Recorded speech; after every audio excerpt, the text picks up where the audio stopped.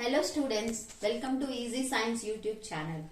Please do subscribe to Easy Science YouTube channel and click the bell icon. You will never miss an update from my channel. So let's move on to the class today. In the previous class we have discussed about gastric glands and intestinal glands, right? Digestive glands we are discussing. Now in today's class we will discuss about liver. Liver is considered to be the largest gland of the human body. Liver is known to be the largest gland of the human body. It weighs about 1.2 to 1.5 kilograms in an adult, right? And where it is present? It is present in the abdominal cavity. It is present in abdominal cavity below the diaphragm.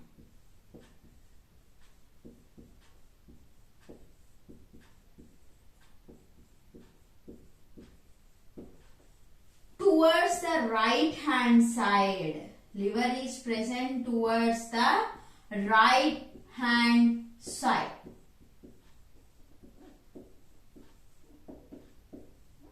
Yes. Now, this is where it is present. I mean the location of the liver this is. Now, liver contains two lobes, children. How many lobes are present? It contains two lobes. Each lobe is formed by hepatic lobule. Each lobe is formed by hepatic lobule, and this is surrounded by, the hepatic lobule is surrounded by thin connective tissue sheath. It is surrounded by thin connective tissue sheath. It is surrounded by thin connective tissue sheath called Glissen's capsule.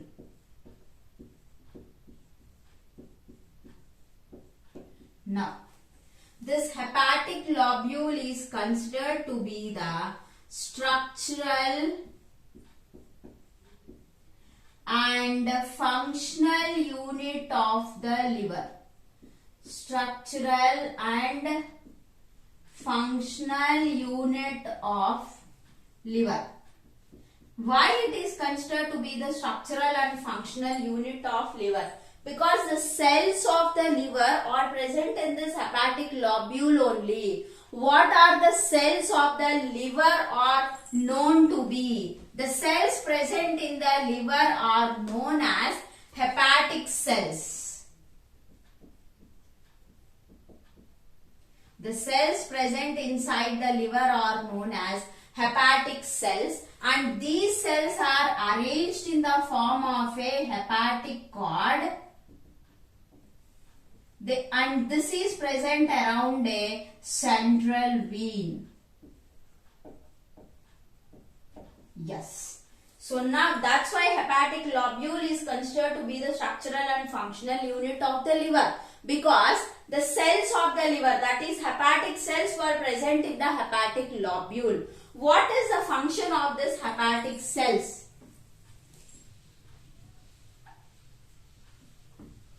The hepatic cells secrete the digestive juice of the gland. See, digestive glands means what function we discussed?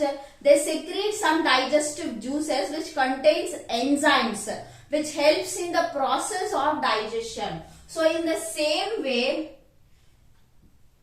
the hepatic cells will secrete a digestive juice called bile juice.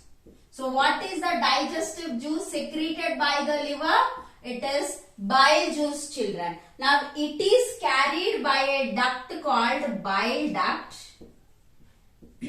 And this bile duct will transport this bile juice into a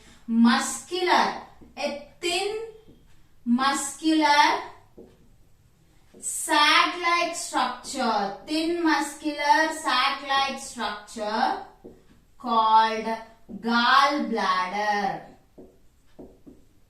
It is gallbladder.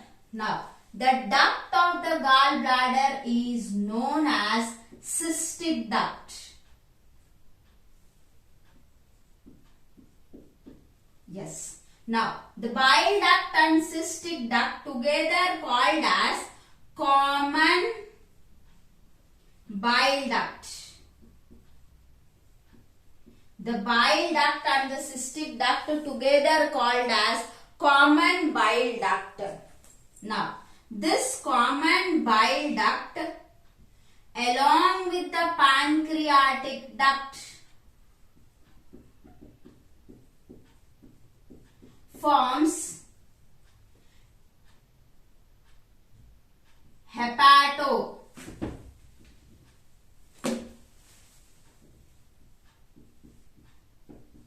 pancreatic duct. Hepatopancreatic duct which opens into duodenum.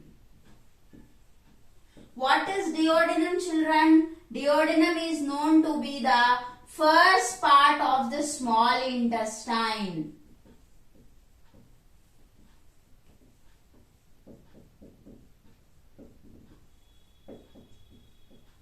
So, the common bile duct combines with the pancreatic duct and it forms a common duct called, see, hepatopancreatic duct will be formed and this will be opened into the duodenum. Duodenum is considered to be the first part of the small intestine and this opening, this duct was opening into the duodenum, right?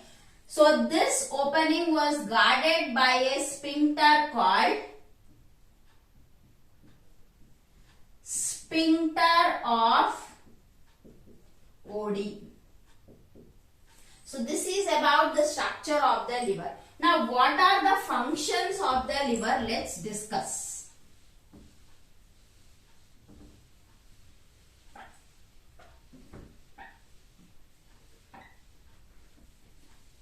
Liver will perform several functions, children. Liver performs several functions. So let's discuss about the functions of the liver. You know that liver is the largest gland of the human body, and you know liver is a digestive gland, and the digestive juice secreted by the liver is known as bile juice. So liver secretes, the first function is liver secretes bile juice. Here one important point is there, you have to remember, children, that is, it is the only digestive juice,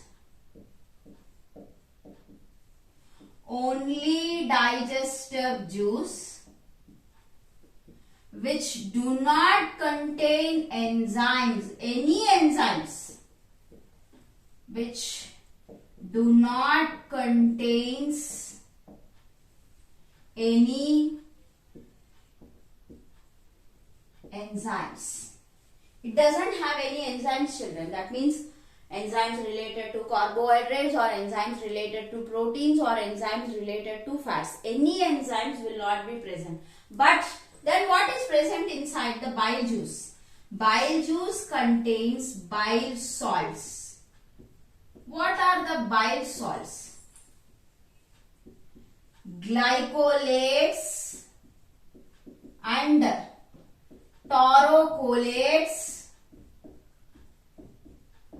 of potassium and sodium. Bile salts. What are the bile salts present in the bile juice? There were glycocholates and taurocholates of potassium and sodium. And the next one, bile pigments are present, children. Bile pigments are present. What are the bile pigments present inside the bile juice? It is bile rubin and bile verdin. bilirubin and biliverdin. So bile salts are present and bile pigments are present in the bile juice, and these bile pigments are formed due to the breakdown of hemoglobin. Breakdown of hemoglobin from the destructive RBC. You know the lifespan of the RBC is only 120 days, right? So the hemoglobin, breakdown of the hemoglobin from the destructive RBC produces these bile pigments. Bilirubin and biliverdin are the bile pigments, and bile salts, glycolates and taurocolates of potassium and sodium. So remember this point. This is the only digestive juice which do not contain any enzymes. And the second one. This is the first function. And let's discuss about the second function of the liver.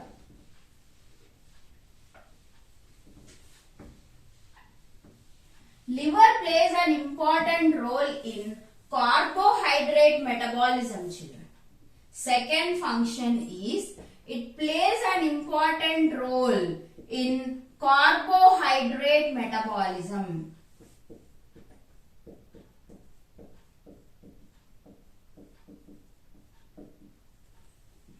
Carbohydrate metabolism, like glycogenesis, glycogenolysis, gluconeogenesis, and lipogenesis.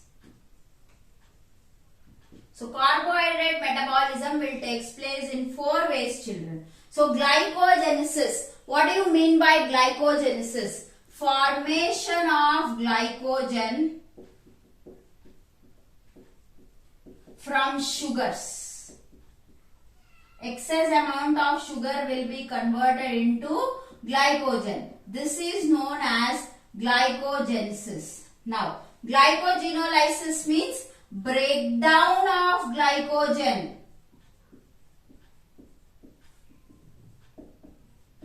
to liberate or to release sugars in order to provide energy. Now, gluconeogenesis means conversion of lactose and pyruvate into glucose. Conversion of lactose and pyruvate into sugars. See, whenever you are doing strenuous exercise or any heavy work you are doing, oxygen will not be sufficient. So what happens? Glucose will be break down in the absence of oxygen and convert into lactic acid. So this lactic acid will be converted into glucose. This is sugar, not children. This is glucose by gluconeogenesis, and this is known as Cori cycle. This cycle we call it as Cori cycle. Next, lipogenesis means formation of fatty acids and triglycerides from the glucose. Formation of triglycerides and fatty acids.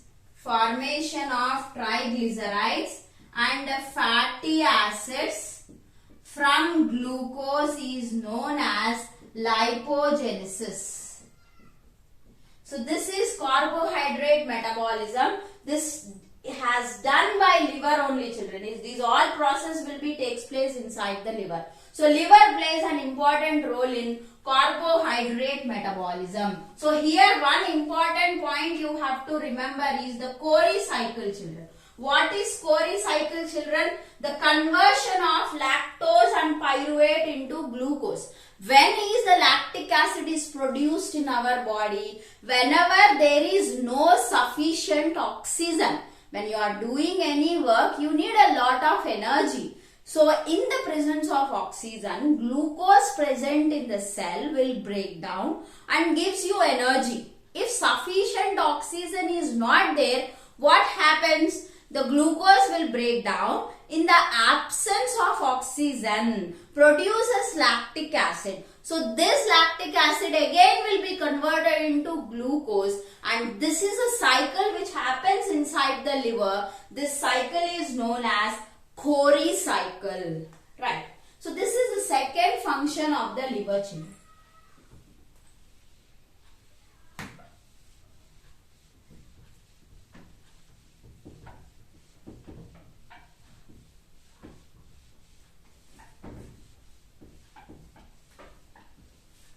Now, the third function, the next function of the liver we are discussing. What is the next function of the liver? It also plays an important role in lipid metabolism. Important role in lipid metabolism. During this lipid metabolism, what happens is synthesis of cholesterol,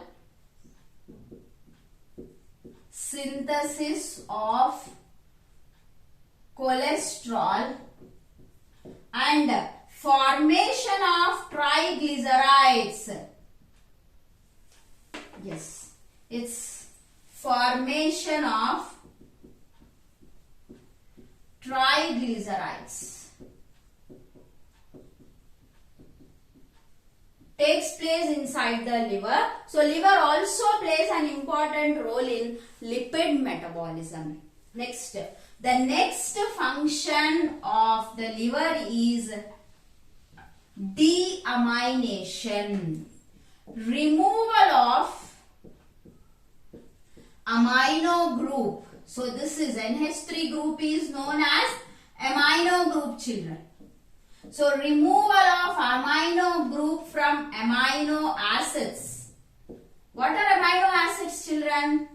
These are the simple substances of proteins. So, inside the liver what happens is, from the amino acids, amino group will be removed. This process we call it as deamination. Deamination.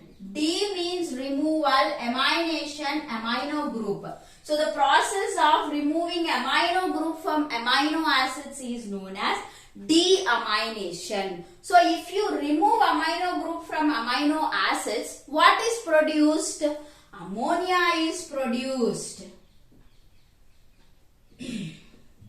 Ammonia, remember children, ammonia is the most poisonous nitrogenous waste material. So, in our body, this ammonia will be converted into urea, which is less toxic. When compared to the ammonia, urea is less toxic. So, this conversion, ammonia group is there, ammonia is there, to that carbon dioxide is added and converted into urea. This is known as the process of conversion of ammonia to urea is known as ornithine cycle. It's ornithine cycle which happens inside the liver only, children. So, this is one more function of the liver. Right.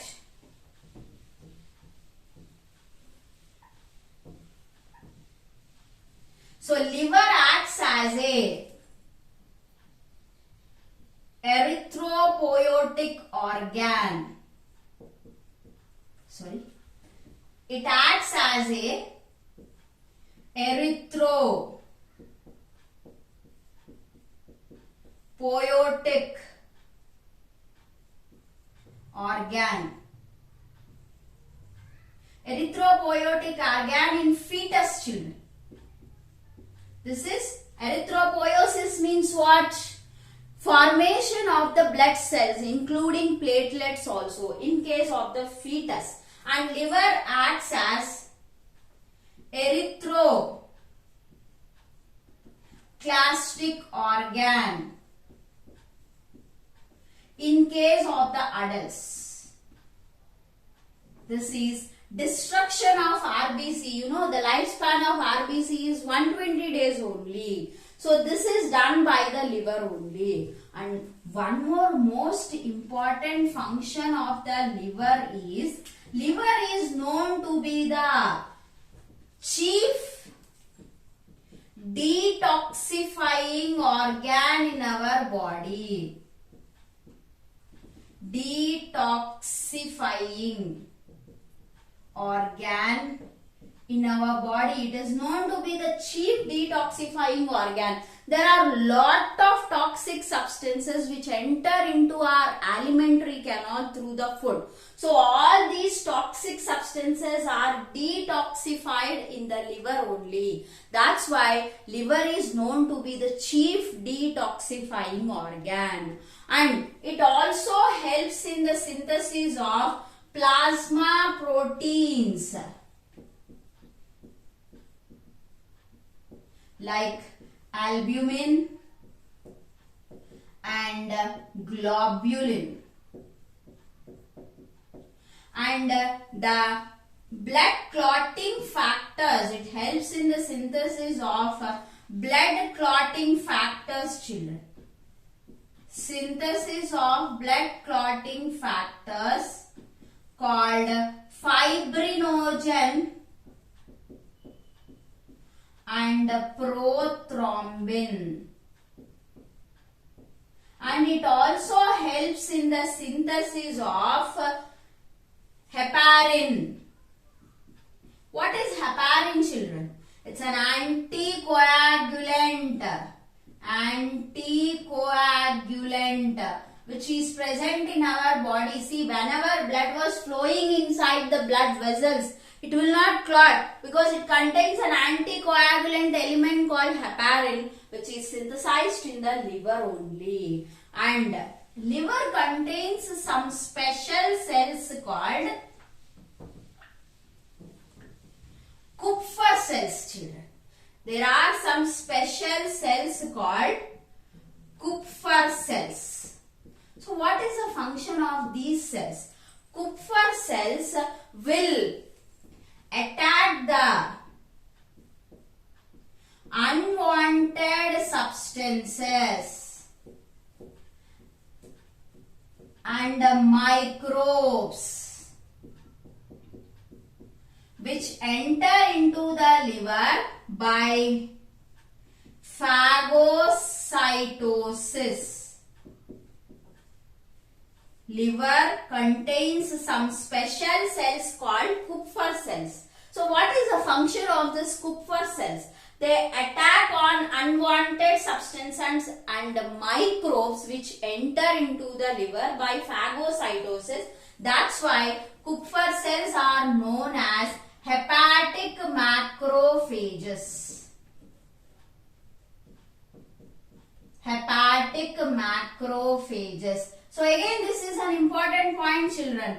The cells which are considered to be the hepatic macrophages are known as Kupffer cells. So these are the functions which are carried out by the liver. So now we will move on to the pancreas.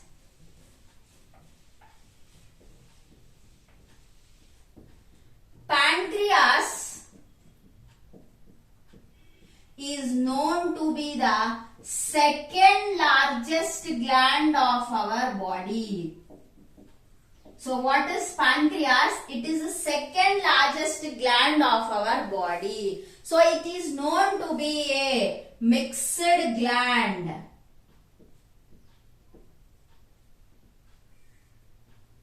It is known to be a mixed gland, or else we also called it as heterocrine gland, because it acts as both exocrine gland and endocrine gland. So the exocrine part of, so where is located? Where is the situation? I mean, pancreas was present in which place? You know, it was present in between the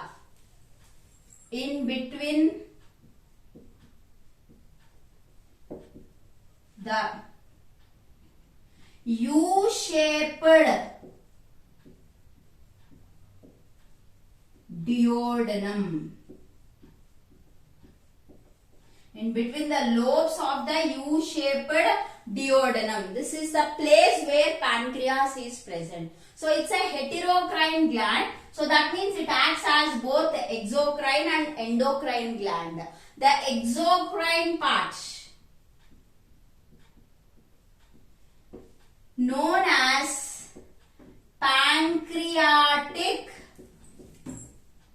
acini, which secrete the digestive juice known as pancreatic juice. The digestive juice secreted by pancreas is known as pancreatic juice. This is the exocrine part of the pancreas. Now there is endocrine part also. That's why this gland is known as a mixed gland or heterocrine gland. So the endocrine part of the pancreas contains islets of Langerhans.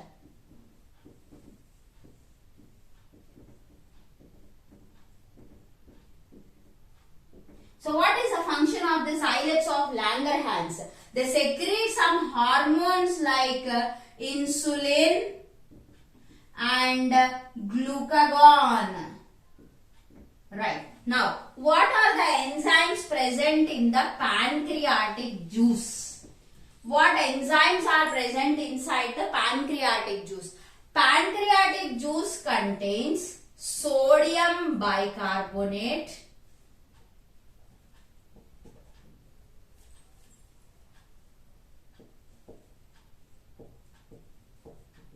trypsinogen,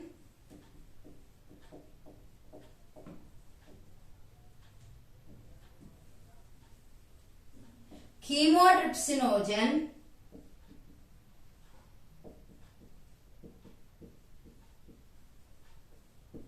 and pancreatic lipase,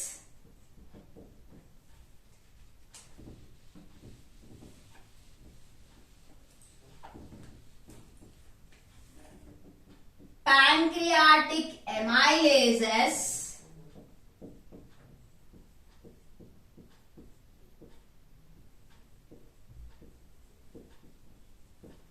and some nucleases like DNAs and RNAs. DNAs and RNAs. So these are the enzymes present inside the pancreatic juice. I hope you all like the video. Please do subscribe to Easy Science YouTube channel and click the bell icon. You will never miss an update from my channel. Thank you.